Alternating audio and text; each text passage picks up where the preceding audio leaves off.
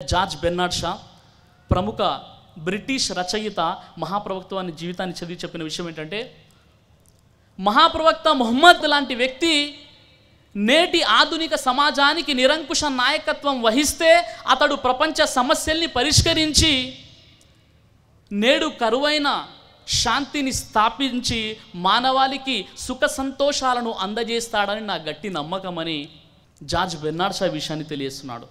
Diwan Chand Sharma the prophets of the east తూర్పు వైపు ప్రవక్తలు అనే పుస్తకంలో ఆయన చెప్పినటువంటి విషయం ఏంటంటే, మొహమ్మద్ ఒక దయాస్వరూపుడు, ఆయన చుట్టూ ఉండేవారు ఈ విషయాన్ని గ్రహించారు, మరెన్నడూ మరవలేకపోయారంటాడు దివాన్ చంద్ శర్మ. గిబ్ హెచ్ఏఆర్ స్కాట్లాండ్ చరిత్రకారుడు మహాప్రవక్త వారి గురించి చెప్పిన విషయం ఏమిటంటే, మొహమ్మద్ సల్లల్లాహు అలైహి వసల్లం వారు తీసుకొచ్చిన సంస్కరణలు సాధారణంగా స్త్రీ జాతి గౌరవాన్ని పెంచాయన్నది విశ్వవ్యాప్తంగా అంగీకరించబడినటువంటి యథార్థమని చెప్తాడు గిబ్ హెచ్ఏఆర్. అదేవిధంగా professor Ramakrishna Bengaluru professor of philosophy, ఈయన మహాప్రవక్త వారి జీవితాన్ని చదివి ఈ విధంగా ఒక విషయం చెప్పాడు.